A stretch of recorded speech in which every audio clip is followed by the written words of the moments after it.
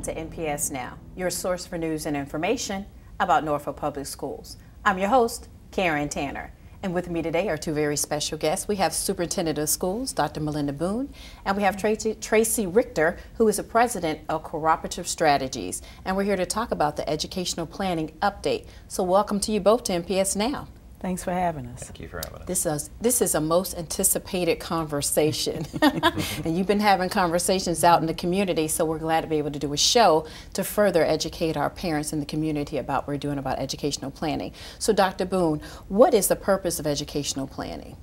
As a district, we have to evaluate enrollment patterns, facility utilization, and just to make the right choices and to always consider what are we doing with our real estate, where are our kids learning, what are the future needs for the district and how do we address them. So for us, educational planning is the process that we go through to be able to address, in our case, decline in enrollment that's due primarily to the lower birth rate, and then to make sure that as we look at our aging facilities, that we are making the best decisions on how we use those going forward. And Tracy, you work with a lot of school districts. What do you take in consideration when you're doing educational planning? So we focus on the education first. We want to make sure that the programs that Norfolk delivers, much like any other district we work with in the country, is able to provide the environments to support the learning program.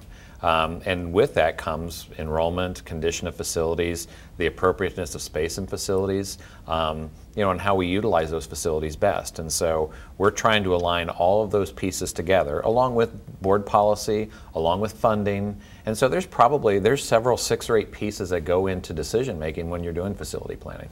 And for us here in Norfolk, what effect can educational planning have on curriculum and instruction? Well, as Tracy said, actually curriculum and instruction drives the educational planning. You think about a building's utilization from the inside out. What's happening with teaching and learning? What does the academic space and resource space need to look like in a building? And then how do we adapt that space to meet those needs? And we're discussing repurposing Lake Taylor Middle into a K-8 building. Why Lake Taylor Middle? One of our areas with some of excess capacity, meaning extra seats available, is at our middle schools. And that's been occurred over time for a couple of reasons. We've opened 2 K-8 schools in the last several years. And that means some of the students, about roughly 600 students who had been attending middle schools, are now in those 2 K-8 schools, meaning that now we have extra space in those middle schools. But we also, about 1.5 years ago, completed a facility condition index report where we looked at the condition of and the infrastructure of all of our schools that were 15 years and older.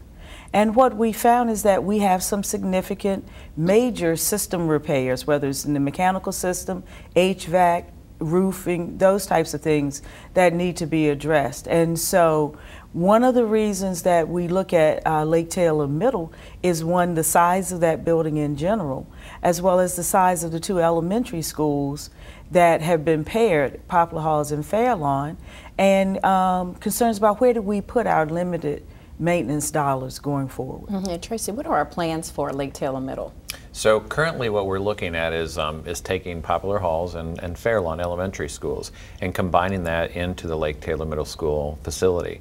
We've toured the facility. We know that we've identified renovations to accommodate the building for K-8 instruction. Lake Taylor has a great history and a great tradition, and it's a beautiful building. And it's a wonderful site. It's accessible to a lot of people, and it's a center of the community. And so the plan is that we're still under the evaluation of how long it will take to do renovations and how much it's going to take to do those renovations to accommodate those students before they move into the building. And there's been some discussion, Tracy, about Easton Preschool. So how would Easton Preschool fit into the Lake Taylor Middle K-8 plan? Possibly. So the Easton preschool, and we were able to tour the building and with the director there, and it's a wonderful building, wonderful facility with wonderful instruction. So there's a couple of options. It certainly can stay where it's at. It's a great location for it. But Fairlawn offers another opportunity when the K-8 conversion occurs, because it's basically the same building. It's in a location that has really good parking, really good bus circulation, and it can accommodate the population that Easton currently serves. So there's a couple of options out there. We haven't made any decisions, and we're still having a lot of conversations with staff and the community around there. And with that thought, go ahead, Dr. Boone. And one thing I wanted to add on the Easton piece is that it is one of our schools on the fringe of the city. Relocating that to the Fairlawn building would have it a lot more centrally located and ease access both by staff and families to the programs and services there. So what are the benefits of having a dedicated building strictly for pre-K? Well, I think it allows us to maximize the team approach to how you address academics and teaching and learning and developmental programs for young children. Obviously, we would love to have all of our pre-K classrooms associated with a comprehensive elementary school, so you have that seamless approach from pre-K into kindergarten. We don't have that luxury, and that's a good thing because it means that our elementary schools are nearing capacity. But the idea of having them together means that teachers can work collaboratively, and we can leverage resources in a way that the students have a chance to integrate more with their other peers in pre-K, the professional development that can be shared, and so it makes a great learning environment. And this question is for both of you. Have we had conversations with the community, and what has that been like? What are you hearing? What are they saying? We've had a number of community forums. We actually started our initial forums back in the fall, and we've continued those now in the month of January. And we're appreciative of the community coming out and sharing its thoughts. One of the things, one of the big takeaways that I have picked up from the various community forums is that our community really cares about its public education system, and they care about the future of Norfolk Public Schools. So they are willing to make the time to share their thoughts, to help us brainstorm and problem solve. And I think it's been great. Nice. What have you been hearing, Tracy? So we were able to also meet with the staff, and their questions are about, what will it be like? What's the timeline? The staff really is excited about opportunities. They're both great schools that we're talking about in that elementary conversion over, and great staffs that go along with it. So their questions are around timeline and, okay, what kind of space are we going to have, and how's that space going to be renovated to make sure we're accommodating? Which is exactly what we need to hear. They talk about things like music and special ed and gym class and those kind of things that the students really enjoy during their day. So they want to make sure they have the right spaces so they can get that right environment for a great learning opportunity at Lake Taylor. Right, where? Go ahead. I think we have an advantage too as we think about K-8s in Norfolk, is that this is not our first goal for K-8s. Norfolk has had it for many, many years, starting with the K-8 school at Ghent Elementary. And since that time, 2 others have emerged. We also have a 3-8 school. And so I think we've learned a lot over time of what are best practices to make these transitions. From Ghent, that's a district-wide school, to Crossroads, which is a school that serves its attendance zones. And so we have a lot of experience now in how best to bring a K-8 online. Yeah, we're going to take a short break and then come back. I want you to stay tuned with us, and we come back, we're going to talk about more educational planning here in Norfolk Public Schools.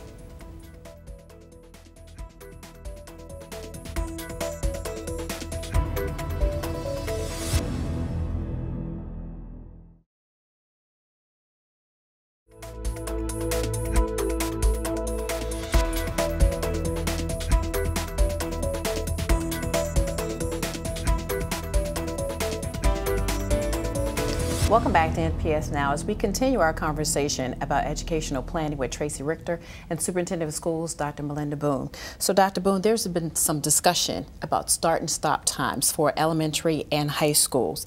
Tell me about the possible switch and why is it being considered?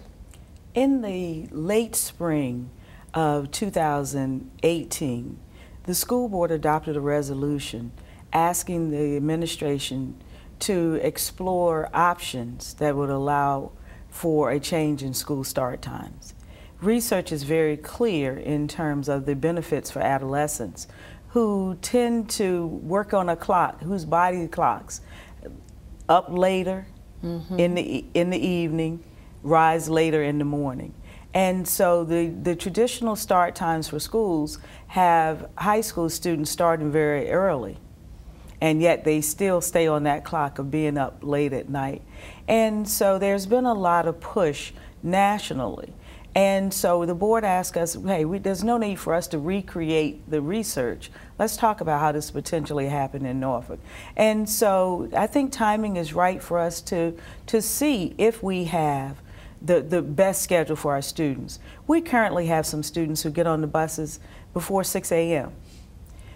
Addressing start times allows us to take kids off the road at those critical points in the morning and the afternoon, and also pay attention to the biological clock, and hopefully improve attendance and overall academic achievement. And we have our neighboring school district, Virginia Beach, who have just adopted that opportunity to do that. So it'll be great that 2 of our school districts do that. And Chesapeake made the shift in its school start times many, many years ago. And they've been very successful with that change. Well, good. Now we're catching up with everybody else. No, we're leading now. We're leading now. Great. We're leading now. So Tracy, how does this start-stop time fit into our educational planning for our district? So it's really amazing how the start time really affects kind of the decisions we make for things like, well, Lake Taylor. We'll jump back to Lake Taylor. When you're creating a K-8 school, deciding what elementary and middle school start times are is important to the discussion. It can add or take away from transportation opportunities, but it also allows us to be able to expand kind of the services that we can do to get kids to and from school. And so I think there's an impact that goes all the way, it's just a domino effect. We see transportation is affected by this tremendously, where we can free up bus routes and allow for more efficient bus routing. Which again helps us in after-school activities during the school day, where kids are leaving schools to go to the Career Tech Academy, to other middle school programs. It frees up the transportation system when we can create a better schedule for students, then once again allowing for more academic opportunity and more progress on that. And what it also does is it should help, all the research shows it helps with attendance and tardiness rates, which, as we know in the Commonwealth, is one step toward accreditation, is when you're looking at attendance and tardiness. And so there's a lot of positive benefits to this that impact how we are planning facilities down the road. Right. Will this have budget implications for us? It should. I mean, I think that I can point to transportation immediately because we can see some efficiencies there. But I think the one kind of hidden savings that we could have is that by taking a high school to a later start time, we can actually open capacity at schools by offering things like 0 periods or extended morning times when students can make those periods, which means we can add space without any bricks and mortar and dollars by just adding time. And so it affords an opportunity for us to, which is kind of a hidden cost, but it is a real cost, and it helps with, again, with education. So I think with the research that Dr. Boone recited and all the research that we've done, and on the national level also, I've talked to 5 districts since we started this discussion that are in the very same discussion around the country. And so it is not just something local, it is something that people are really starting to pay attention to. So have we had discussions here locally about this? We have. We've included in our public hearing the conversations. There's a survey out now that we would ask everyone to go to our website and look into our educational planning tab and complete the survey. We are also in the midst of community forums, had one last night, we'll have another one today, where we're seeking the input from parents and others about school start times. We've also discussed it with the Superintendent Student Advisory Council, and we will be coming back to them asking with additional discussions from the perspective of high school students. Yeah, so Tracy, we've talked about feeder patterns. What are feeder patterns? So feeder patterns are essentially what it is when an elementary goes to a middle, goes to a high school. And so ideally, in an ideal school district, what you want to see is you want to see both a geographical pattern, so a geography that allows for a student to go to their closest school available, or to have a programmatic feeder pattern. So they have a continuous K through 12 program that they could go through if they want to follow a pathway. And so, and Norfolk is doing just that as we look at feeder patterns down the road, and we're going to have to make some adjustments in time as we're able to make facility adjustments. You know, currently we have some elementary schools that feed 4 of the 5 high schools. We don't want to see that much anymore. We want to see where we can get continuity from K to 12, where communities stay together and they have the ability to stay together, but also have an abundant choice, which they currently have in Norfolk Public Schools at all the 5 high schools. So a feeder pattern allows us to do both. Allows, again, for a lot of efficiency when it comes to transportation, but also programmatic efficiency. And so academically, Dr. Boone, changing those feeder patterns, how would that help our students? Well, again, you know, as we strive to have all of our schools as high-performing schools, what it does is keep that continuity of the instructional program the students have, and the relationships that students build. Over time, you will find students who live on the same street but on opposite sides of the street who attend the same elementary school but separate from middle school and may or may not come back together for high school. And so the idea is, how do we strengthen what's happening in a feeder pattern? And again, with our redesign work and our focus on literacy and rigor, innovation and leadership, every school and our theory of action, every student, every school, every classroom, every day would have access to high quality teaching and learning, and therefore allow them to be successful after they leave Norfolk Public Schools. And this has been a lot of good information about educational planning. So what's next in the process? The school board continues to get feedback from administration and our consultant with Tracy, and we're moving toward some decisions with the school board to be made by the latter part of February.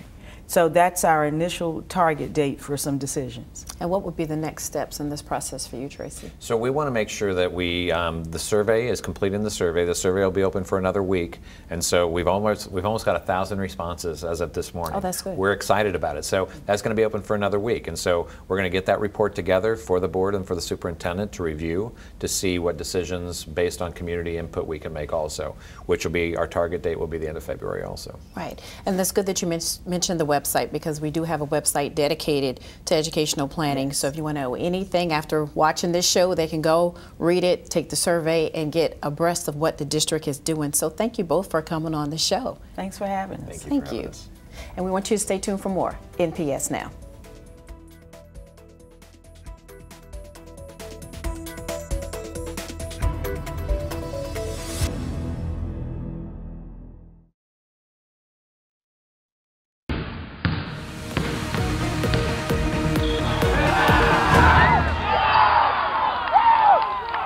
Welcome back to NPS Now. I'm Steve Sutmiller, Senior Coordinator of Athletics. Today in the studio we have 2 special guests, and we're going to talk a little bit about athletic training at the school level. We have Mr. Nate Gagne from Booker T. Washington High School. Welcome. And then we have Zach Kershaw, the athletic trainer at Granby High School. Welcome. Thank you. Guys, we got you down here to talk about the direction that our athletic training program is taking on recently. And so before that, Nate, tell us a little bit about yourself and where you're from. I'm originally from Alpena, Michigan, which is about 14 hours north of here. I went to Liberty University, got a bachelor's there, master's degree from there. Went into teaching about 5 years ago. I did 4 years at a high school, and then here's my 5th. And before that, I did an internship at North Carolina A&T State. Okay, Zach? I'm originally from Springfield, New Hampshire, which is about 12 hours from here. I got my undergrad degree at Colby Sawyer College in athletic training. Moved down here and got my master's degree in athletic training at Old Dominion University, and that's what brought me to Granby High School. Okay, so in the past, you know, our athletic trainers were contracted out through Old Dominion University and other various entities across Hampton Road. So, but we've changed because we've lost some, they've changed some directions at Old Dominion. So we've been able to bring on athletic trainers at the school level to teach. And they're teaching in the CTE program. So Nate, you have the experience in that, and we were very fortunate to get you in that 11th hour hire this year. So tell us how incorporating sports medicine at the CT level is working. I think it works well. I think there's an avenue for athletics, because CTE as a whole is career and tech education, so most people think of like vocational type classes, but there isn't a lot in the health field other than EMT and nursing. So sports management, or not sports, medicine offers another avenue for kids that want to do something more towards physical therapy, towards athletic training, more towards like that route. Okay. Zach, I mean, obviously this is your first year. You've been at Granby for 2 years, but you know, this is your first year teaching. So how is that, how's the CTE program going for you so far?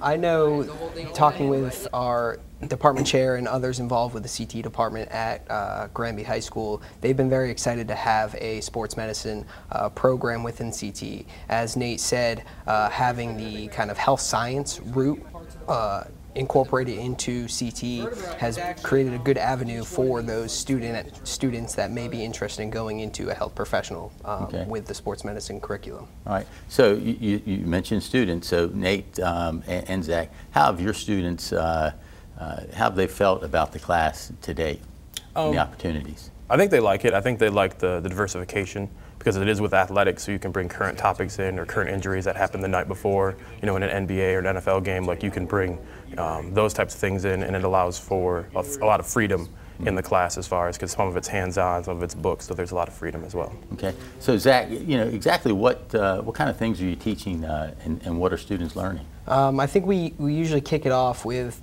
discussing other sports medicine type fields, whether it's physical therapy, occupational therapy, athletic training as a whole, and then we'll go into the ethics and legality side of sports medicine, and then we'll try to focus in on the various body systems, look at the musculoskeletal system, and then once we get to there, start to evaluate injuries, types of injuries, how to go about the treatment process, and things like that. Okay. So, I mean, if you had to sell and get the students interested to sign up for your class, so what are some of the things that you want to mention to them?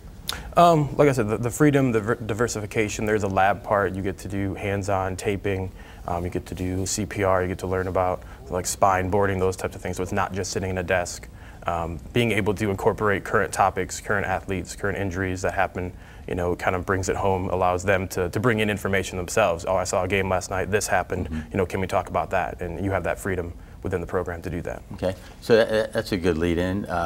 What do students get to benefit, do they get to take their classroom instruction and go out on the field with you to incorporate some things that they've seen? Yeah, as a part of the curriculum, we have them do a required amount of hours of observation with us, shadowing with us. So they'll come on the sidelines, on the court, in the athletic training room. They'll follow us around. You know, we'll instruct them on, you know, this is the reason why we're treating this injury this way, or this is how we're going through the evaluation. We'll learn various taping techniques, and I know my students, that's kind of where they get their most excitement from, is being on the sidelines, and you know, they'll run out onto the court or the field with me. They'll be there for assistance if I need them to grab, you know, a bag or something like that. And you know, when we get back into the classroom, that always leads off great discussion. You know, what did you see last night? How did you experience that last night? So things like that. All right. So Nate, you know, you've been doing this for 4 years that you've said. So what kind of enjoyment do you get out of teaching students? I think just seeing them go from maybe not necessarily understanding what athletic training is, because a lot of people don't, and then being able to understand what it is, how we work, what our responsibilities are, and then seeing them develop skills along the way. So whether it's a taping an ankle or understanding the body system better, like seeing their skills develop, and then seeing them apply it in their own life, because if they're athletes themselves, then they're able to apply that knowledge to themselves as well. Okay. So we started off at Sports Medicine 1. You know, a student completes that course. What's the next level for that student then? We would like for them to sign up for Sports Medicine 2, where we'll kind of build upon what we've already have with the Sports Medicine 1 curriculum, try to get them more advanced in some of those techniques. The struggle right now is getting those kids from Sports Med 1 to transfer over to Sports Med 2. So that's the long-term goal, is to have a constant rotating group of students. You know, they'll sign up for Sports Med 1 and then go up to Sports Med 2, and we can start to build upon that. Right there, okay. So Zach, you're about a semester into your first year of teaching. How you like it?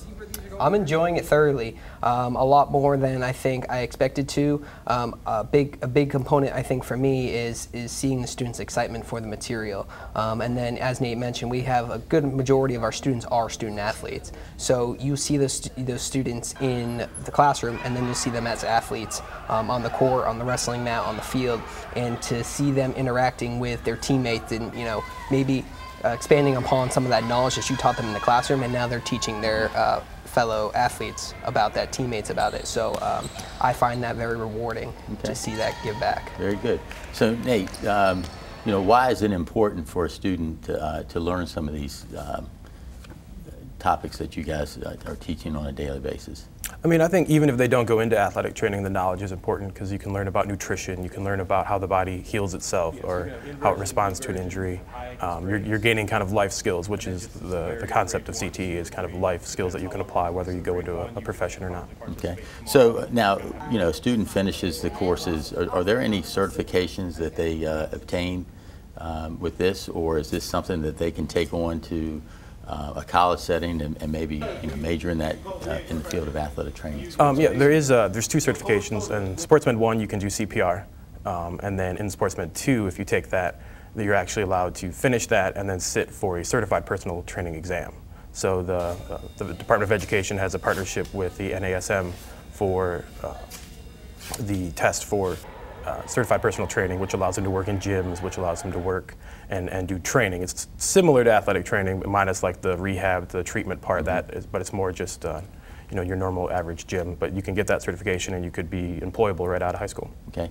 All right, so we started this 3 years ago. We're at Norview High School and we're at Lake Taylor High School, and now we're at Granby and Booker T. The last school was Maury High School. We're hoping to fill that with the new budget cycle that's coming up. So do you guys collaborate amongst yourselves as a group? So talk a little bit about that, Nate. Or Zach. Yeah, we're all in constant communication, especially with this being my first year, and some of those other athletic trainers, sports medicine teachers have been there for a couple of years. I think the communication we have between all of us has been very important, whether it's developing the curriculum, figuring out what's the best way to go about teaching a certain subject, materials involved. We're always in constant communication with one another to help each other out, and to help put the students first and give them a broad-based knowledge. Okay. Well, guys, a lot of good information. Again, it's a new program. You guys are doing a good job getting the message out. Also, you're doing a great job at caring for the athletes after the class is over. So appreciate all the things that you do for Norfolk Public Schools. Thank you. More NPS Now after this.